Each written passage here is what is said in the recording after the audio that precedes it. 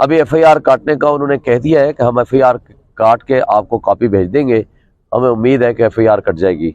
जो पुलिस का रवैया था वहाँ RO ऑफिस के बाहर, वो सब ने देखा, वो बिल्कुल लगता था कि उनकी आशीर्वाद और उनकी वजह से उन्होंने हमला कराया। चूँकि हमारा आज एहतजाज 2:30 बजे तक जारी रहा।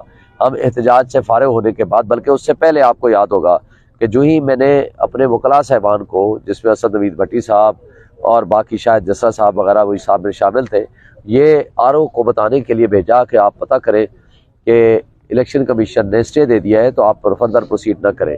लेकिन वो अपनी प्रोफेशनल ड्यूटी का अंजाम देने के लिए जब वो जा रहे थे तो पुलिस ने उन पर हमला कर दिया, उनके वर्दियाँ फाड़ दी। इसलिए उस हवाले से सबसे पहले तो मैं Pakistan bar council, supreme court bar और तमाम बार कौंसल और एसोसिएशन से मुतालबा करता हूँ कि इसकी मजम्मत करें और उसके लिए हड़ताल की कॉल दें। क्योंकि आज सिर्फ कुछ वकीलों पे हमला हुआ है, कल आप सब की वकीलों की यूनिफॉर्म पे हमला होगा। ये पूरी एक इदारे पे ऊपर हमला तस्वर किया जाए।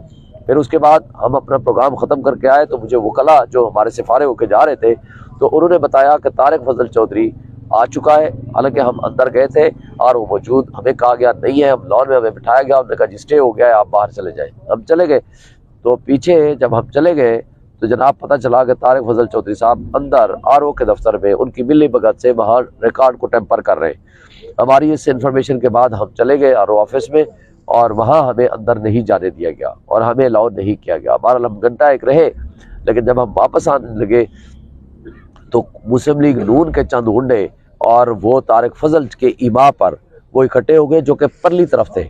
उधर से जब हम बाहर निकलने लगे तो वो उस तरफ से आ गए, दूसरी तरफ से जहाँ हमारी गाड़ियाँ खड़ी थी। उन्होंने हमारे ऊपर कातलाना हमला किया, मेरी गाड़ी पे भी हमला किया, मेरे भाई और बाकी हमारे वकला की गाड़ियों पे हमला किया, उनकी गाड़ियों के शीशे तोड़े, कुछ लोगों को तशद्दुद का निशाना बनाया और 1-5 पे हमने कॉलें की। 1-5 वाले लोग भी नहीं आए। फिर हमें बहरहाल काफ़ी देर बाद पुलिस आई और उन्होंने उनको, पुलिस को देखने के बाद वो भाग गए। लेकिन हम अपना पुरअमन एहतजाज का सिलसिला जारी रखेंगे। ये जो तर्ज अमल इन्होंने अडॉप्ट कर रखा है, मैं इनको वार्न करता हूँ कि ये मज़ीद आपके लिए नुकसानदेह बायस होगा। आप एक तरफ तो डकैतियाँ कर रहे हो, इस डाकू जनी में आप शरीक मुजरिम हो, आप रिकॉर्ड को टेम्पर कर रहे हो। हम जो FIR कटाएंगे रिकॉर्ड टेम्पर करने की, अगर इन्होंने किया तो वो हम न सिर्फ RO के खिलाफ, उनके अमले के खिलाफ, उसमें तारिक फजल चौधरी भी शामिल होगा। इस बाबत मैंने इलेक्शन कमीशन ऑफ पाकिस्तान को भी मुतले कर दिया है और अपनी एप्लीकेशन जमा करा दी है। आज हम तवक्को रखते हैं कि दहशतगर्दी का मुकदमा उनके खिलाफ दर्ज हो जाएगा। जो दहशतगर्द इसमें मुलव्वस थे उनको कैफर किरदार तक पहुँचाया जाएगा। और मैं अपने तमाम वर्कर्स को और दोस्तों को कहता हूँ कि आप सब पुरअमन रहें। अपने वो आपको मुश्तैल करने की कोशिश करेंगे, लेकिन आपने इश्तिहाल में नहीं आना, आपने कानून हाथ में नहीं लेना। हमने उनके खिलाफ कानूनी कार्रवाई भी करनी है और अपना एहतजाज का सिलसिला, पुरअमन एहतजाज का सिलसिला भी जारी रखना है कि जब तक हमें हमारा हक नहीं मिल जाता।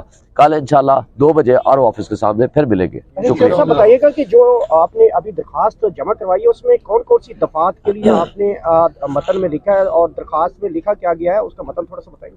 देखिए वो तफसील हमारी मौजूद है, हम आपको सोशल मीडिया पे अभी थोड़ी देर में आपको दे देंगे, आप उसको चढ़ा दें। इसमें हमारे जान से मारने की धमकियां हैं, कातलाना हमला है, दहशतगर्दी है।